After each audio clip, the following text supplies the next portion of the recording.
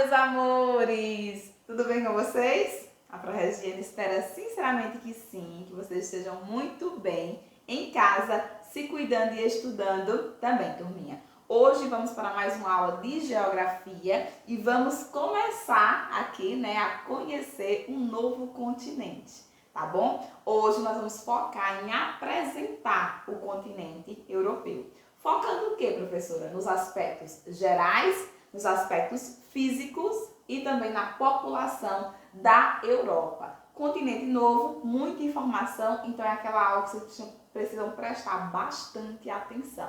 Então, fiquem com a explicaçãozinha da prova.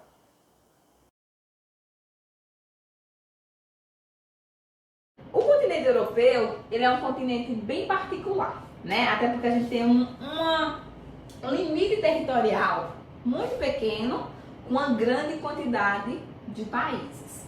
Então, aqui a gente tem 50 países, né? A gente brincava quando a gente viu a América, que aquela extensão toda a gente tinha só 35, né? E na Europa, essa extensãozinha, a gente tem essa quantidade. São países que têm um território pequeno, né? E eles têm que aproveitar o máximo. Além disso, tem uma outra questão que pega, né? A Europa, ela fica muito próximo do Polo Norte, né? É banhado, inclusive, né, pelo o Oceano Glacial Ártico. Então, ela tem uma condição climática que também desfavorece, né? Isso daí. Então, hoje eu vou falar sobre os aspectos gerais e os aspectos físicos da Europa. Eu vou iniciar agora trabalhando com vocês um título que ele coloca no livro de vocês. Uma península chamada Europa. O que é península? Lembram? Eu espero que sim, viu? Senão eu vou puxar a orelha.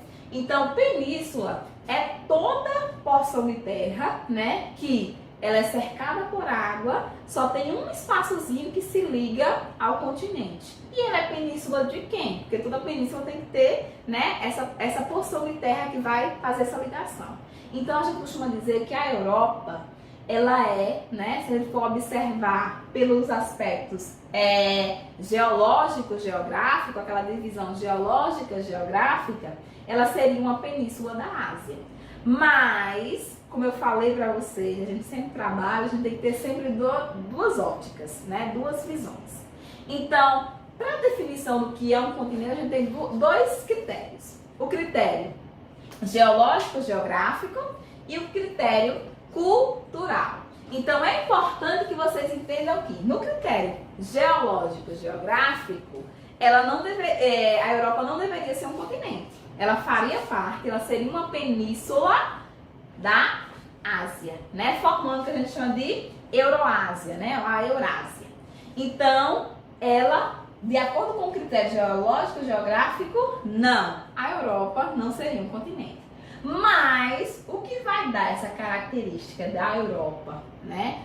Ser um continente, é justamente os aspectos sociocultural, ou aquilo que eu vim dizer para vocês, né? Aquele segundo critério. O critério histórico, né, linguístico, cultural. Então, já imaginou a Ásia, né, com os orientais, aquela cultura toda, misturada no mesmo continente que os europeus? Ó que choque!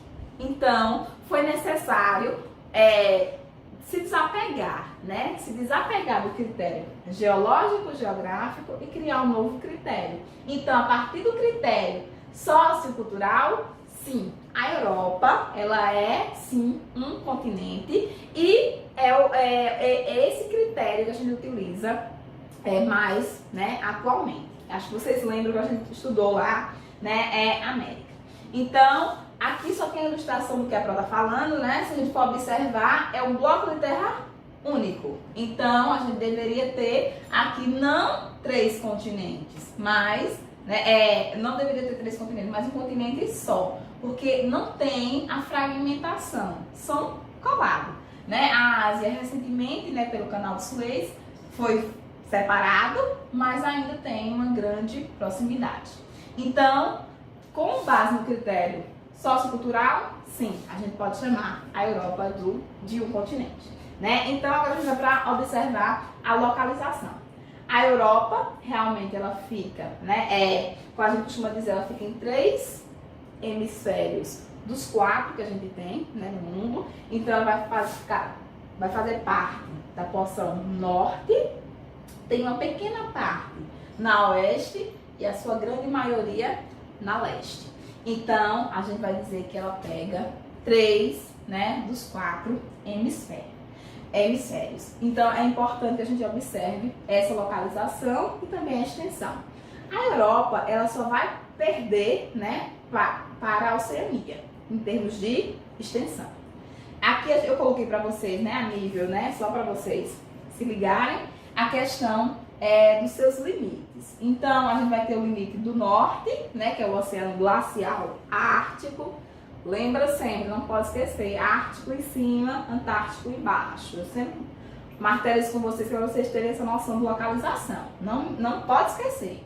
Ao sul, né, é banhado pelo Mar Mediterrâneo, ali naquela faixazinha que separa da África, Mar Mediterrâneo aqui, né? A leste faz fronteira, né, com a Ásia. Lembrando que não tem uma fronteira, né, marítima, realmente é uma fronteira, né, que é formada pelos montes Urais.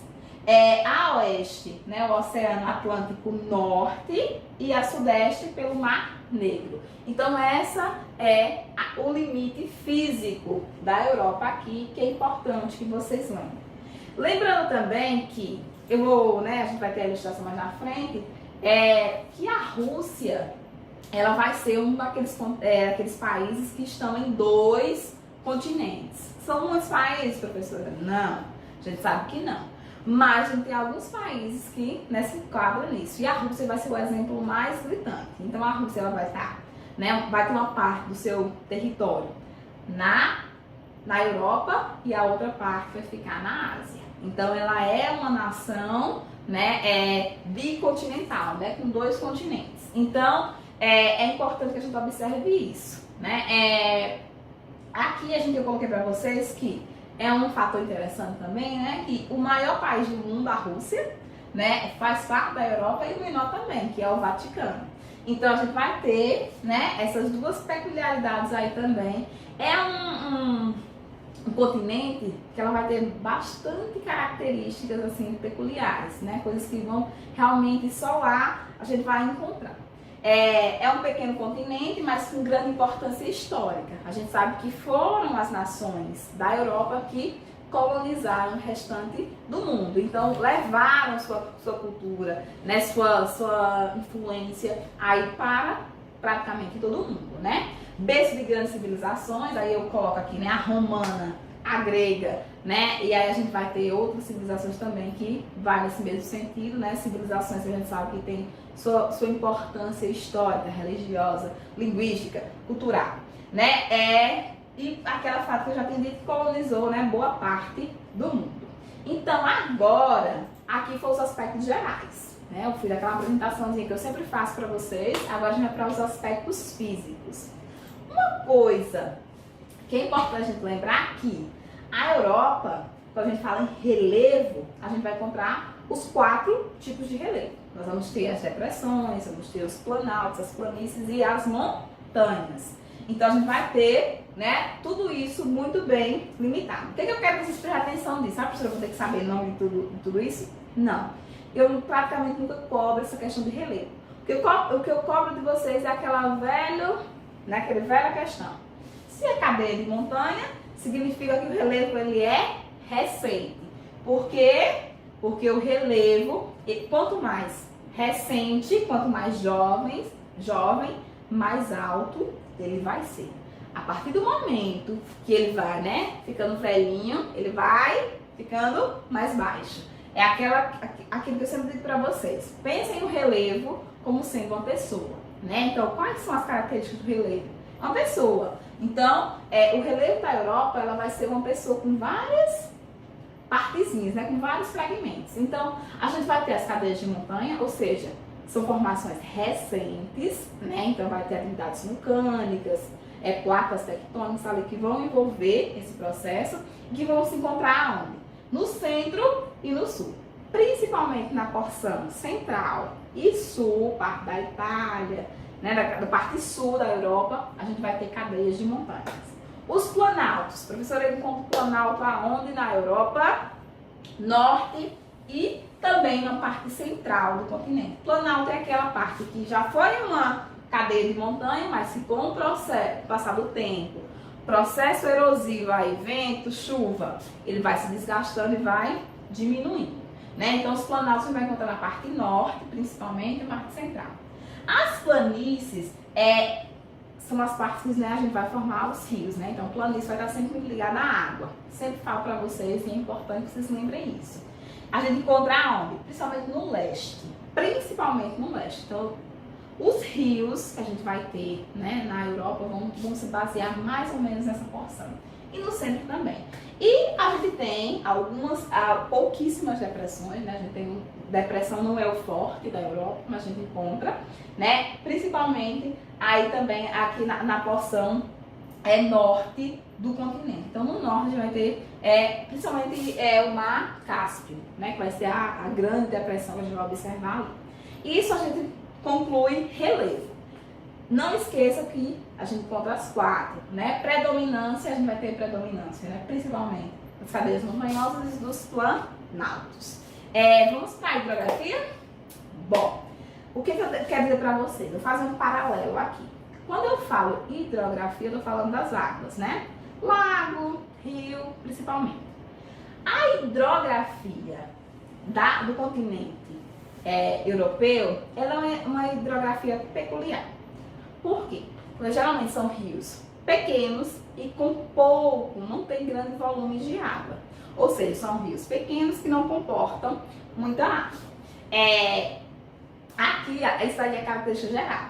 Vamos fazer um paralelo aqui com o Brasil. Brasil, os rios, eles são, né, rios geralmente extensos, né, que vão cortar aí geralmente mais de um estado e que comportam um grande volume de água. Na Europa não, os rios são bem pequenos, né, e que não tem esse volume todo. Eu destaquei aqui 3 que é importante que vocês lembrem.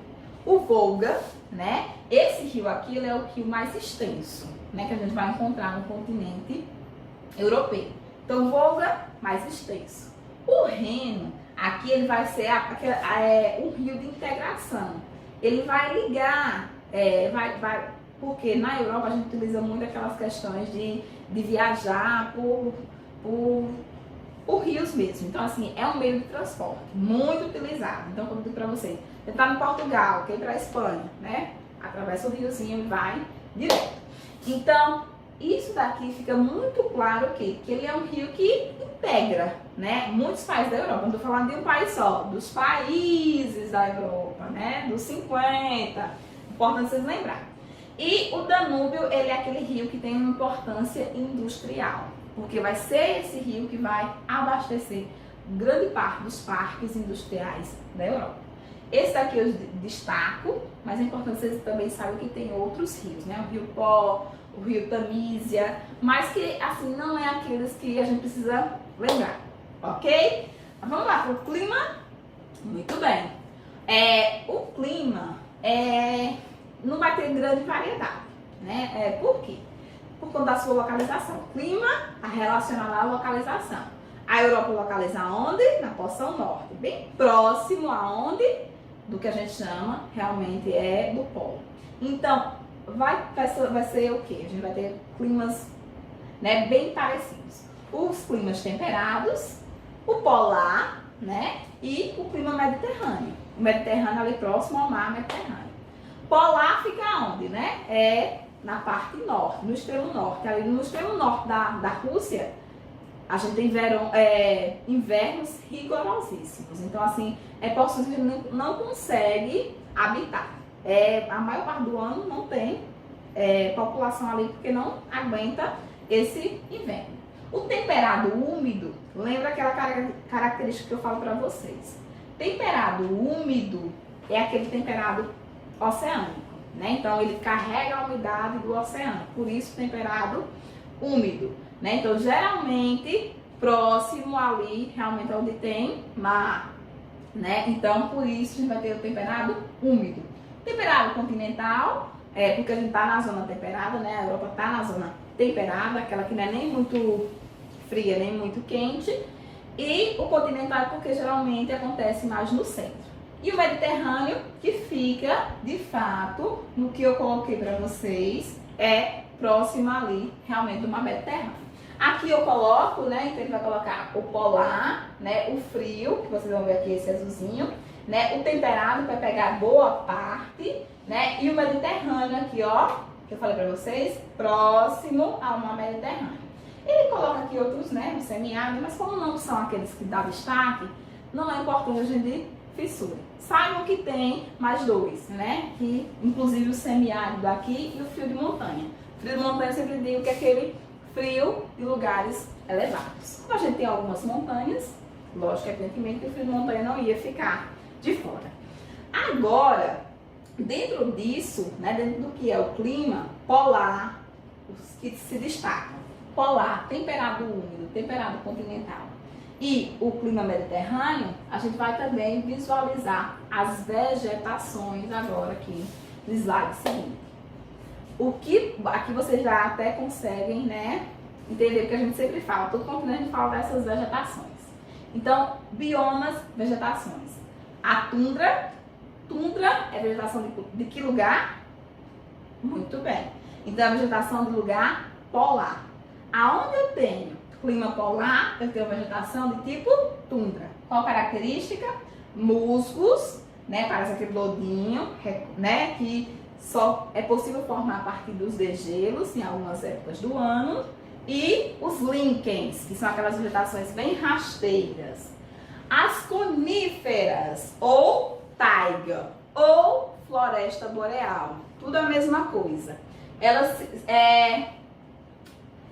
qual é o tipo de vegetação aí que a gente tem que observar? Aquelas arvorezinhas de Natal. Aquelas arvorezinhas de Natal, né, que a gente tem aquele formatozinho, é a vegetação de tipo taiga. Ela é a vegetação de lugar frio. Tundra polar, ok? Taiga, frio. Faz muito frio, algumas vezes neva, mas não chega a ser o inverno rigoroso do polar. Então, tundra, polar, taiga, frio, ok? Os pinheirozinhos, só precisam lembrar. Aqui, no próximo slide, vai ver agora a floresta temperada e também a mediterrânea. Ó como não é tanto assim, são 4 de cada, né? Que são as mais importantes que eu peguei. Floresta temperada é aquelas que eu sempre digo pra vocês, aquelas florestas que tem um colorido lindo, que nos filmes a gente costuma visualizar, né? Inclusive porque nos Estados Unidos tem, né? Alguns filmes são filmados lá, a gente visualiza. Quais são as características? São vegetações, né? De uma extensão elevada e que tem esse colorido. E também a vegetação mediterrânea, que tem aqueles verões secos e o inverno bem chuvoso. É aquela vegetação que se adapta às 4 estações do ano, muito bem definida. O Mediterrâneo ele se caracteriza por isso. As 4 estações do ano vão ser bem definidas, bem colocadas. Inverno é inverno, verão é verão, né? Outono é outono, né? E a gente vai ter consegue visualizar bem direitinho isso daí, ok? E a gente encerra aí, né, a questão das características físicas. Falei de relevo, falei de hidrografia, né, falei de clima e finalizamos com vegetação. Então, aspectos físicos concluídos. Uma característica que a gente também precisa observar nesse capítulo 3 é a questão da população. Uma população bem diversificada, né? Eu coloquei aqui a foto só para a gente poder observar, né? Então, são coisas que a gente geralmente visualiza, né? Então, aqui é para ilustrar a Turquia, né? Então, mas a população da Europa, ela tem uma característica que vocês precisam lembrar, que vai ser cobrado para vocês na vida, que é o seguinte: a população da Europa, ela está indo na contramão, atualmente ela está indo na contramão do que o restante do mundo vivencia. Hoje a gente vivencia esse boom, né? Essa explosão da população. Então, a gente está tendo um aumento em todos os continentes. A gente está tendo um aumento da população. A Europa não vive isso. A Europa está vivendo justamente o contrário, o decréscimo da sua população. Um fator que preocupa muito, muito mesmo, os governos dos países da Europa. Inclusive, tem alguns países, né, que uma tentativa de aumentar a taxa de natalidade, né, fornece até propostas assim, né, bem interessantes, como licença maternidade de 1 ano, né, valores de salário de maternidade exorbitantes, para incentivar os casais a terem filhos. Por quê? Porque geralmente a população da Europa é uma população que tem um nível de escolaridade, as mulheres têm um nível de escolaridade bem alta, trabalham fora, então assim, a prioridade do casal, mesmo quando, né, se casam, não é a prioridade de ter filho. Outra coisa, para criar um filho na Europa, os custos são muito elevados, né? Então, os casais optam por se ter um, e tem alguns casais que é normal lá, nem ter filho. Então, o continente europeu abriga uma imensa diversidade de povos, né? A gente já sabe disso, né? Uma cultura bem diversificada. Então, a gente vai falar a cultura francesa, a italiana, cada uma já tem, ó, sua cara. Então, a gente já consegue visualizar como é, né, a cultura. Então, assim, é muito diversidade. A população se distribui de forma desigual, significa o quê? Que eles não ocupam todo o território. Por conta do clima, também por conta da questão das montanhas, né, que a gente tem lá, então ninguém vai morar em montanha, né? Então, já esse lugar já não é ocupado. Lugar frio, a gente tem que procurar lugar que melhor se adapta, né? Ninguém vai morar no frio extremo. Então, por isso essa irregularidade. Aí ele vai dizer, se concentram nos vales dos rios, né? Reno, na Alemanha, Rio Pó, na Itália. Então, assim, os rios é o meio, assim, para se desenvolver as grandes cidades. As áreas menos povoadas são as que eu falei para vocês, o norte, muito gelado do continente, e as áreas montanhosas. Né? Predominam pequenas e médias cidades, né? Por conta do espaço, tudo é reduzido, né? Então, são países que têm um espaço muito reduzido. Então, a gente vai dizer, tem países que não chegam ao tamanho do estado de Sergipe, né? Que é o nosso menor estado.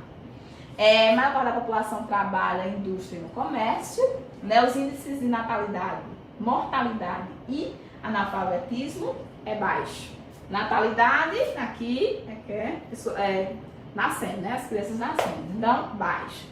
Isso, atrelado aqui que eu falei para vocês, né? O crescimento demográfico também é baixo, né? Na contramão de tudo que a gente tá vendo aí. Aqui, para a gente poder finalizar, no próximo slide, né? Algumas características que eu queria que vocês observassem. A população predominante, né? Predominantemente é adulta, então são aquilo que a gente está vendo agora no coronavírus. Então, nos países da Europa é um perigo. Por quê? Porque a população da Europa, a maioria são idosas, né? Então a gente tem um índice de idosos muito grande e a população, né, adulta, né, ou já chegando na população idosa. Por quê? Porque a expectativa de vida lá é alta. Os jovens, né, a gente está num decréscimo, então geralmente tem pouco. Então os países da Europa têm que criar estratégia. E qual é a estratégia? Receber imigrantes. Só que isso é um processo, né, que demanda todo um conflito interno. Por quê, turma?